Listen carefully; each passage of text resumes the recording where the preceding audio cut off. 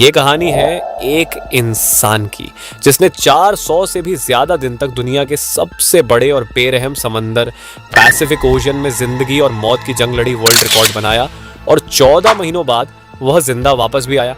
लेकिन आते ही ऐसा क्या हुआ कि उसको जेल जाना पड़ गया। जानते हैं इस वीडियो में पूरी कहानी।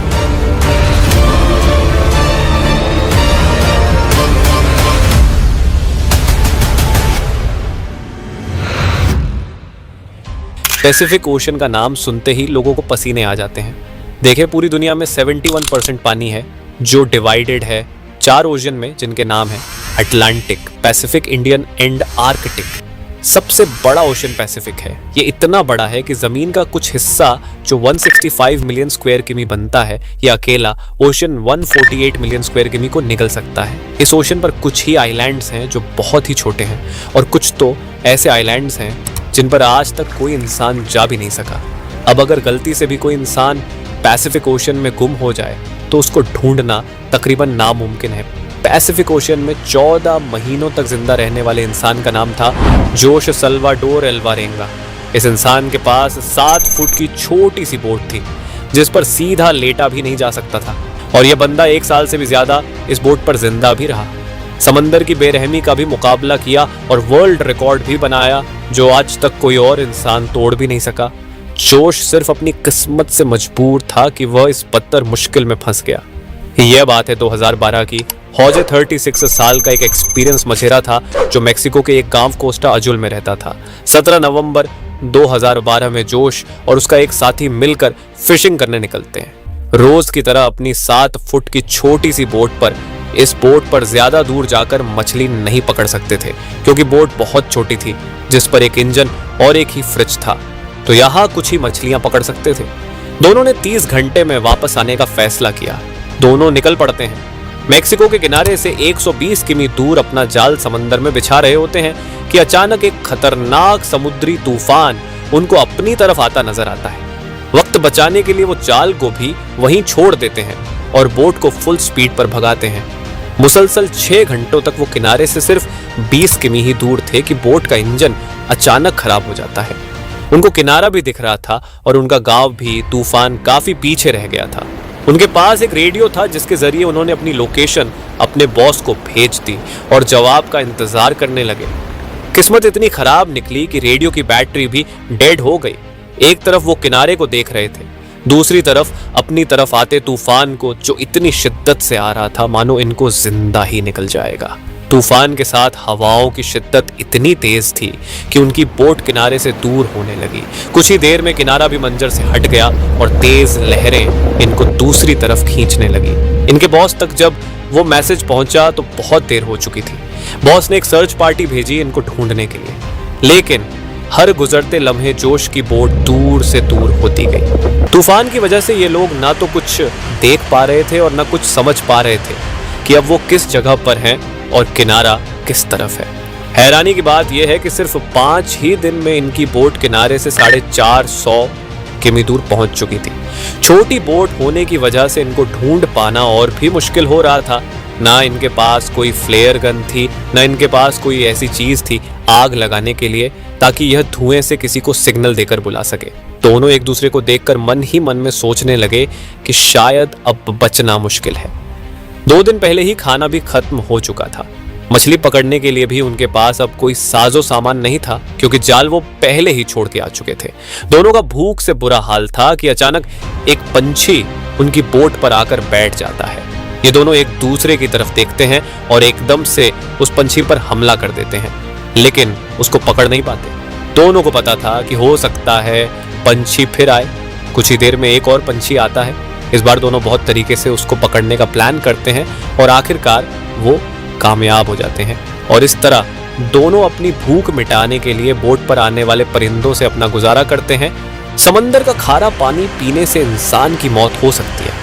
इस वजह से उन्होंने बारिश के पानी को प्लास्टिक की बोतल में स्टोर करना शुरू कर दिया जिसको पीकर वो जिंदा रहते थे। लेकिन जब बारिश ना पड़ती तब वो प्यास बुझाने के लिए मछलियों और टर्टल्स का खून पीते थे, लेकिन वो भी तब जब वो उनको पकड़ने में कामयाब हो जाते थे। दिन गुजरते गए, और फिर महीने ये दोनों जिस मेंटल टॉर्चर से गुजर रहे थे वो इमेजिन करना भी हमारे लिए बहुत मुश्किल है। आखिरकार जोश का साथी ये टॉर्चर बर्दाश्त ना कर सका और 4 महीनों के बाद उसने सुसाइड कमिट कर लिया। और अब बोट पर सिर्फ जोश अकेला था और उसके चारों तरफ पानी ही पानी था, जिसको देखकर उसको जिंदगी की कोई उम्मीद बाकी नहीं नजर आ रही थी। लेकिन अपने हालात से तंग आकर वो जैसे तैसे जिंदगी गुजारने लगा। मैप्स में देखा जाए तो एक अंदाजे के मुताबिक हौजे पैसिफिक ओशन के इस हिस्से में मौजूद था, जिसको दुनिया का खामोश तरीन हिस्सा माना जाता है, क्योंकि यहाँ से सिर्फ कार्गो शिप्स ही गुजरती है। मैक्सिको के किनारे को छोड़े 6 महीनों से भी ज्यादा हो चुके थे और इस दौरान जोश ने अपने साथी को भी खो दिया था। इस वजह से वो काफी ज्यादा फ्रस्ट्रेट हो चुका था। एक दिन जोश को दूर समंदर में एक कार्गो शिप नजर आती है। पिछले 6 महीनों में ये पहली शिप उसको नजर आई थी और ये मंजर देखते ही उसमें जिंदा रहने की उम्मीद फिर से वापस आ गई। जोश ने कार्गो शिप की तरफ हर मुमकिन इशारा करने की कोशिश की, लेकिन बदकिस्मती से शिप इतनी दूर थी कि जोश को वो ना देख सके और देखते ही देखते जोश की नजरों से वो शिप भी गायब होने लगी और वो ये सोचने लगा कि शायद मेरी किस्मत में मरना ही लिखा है।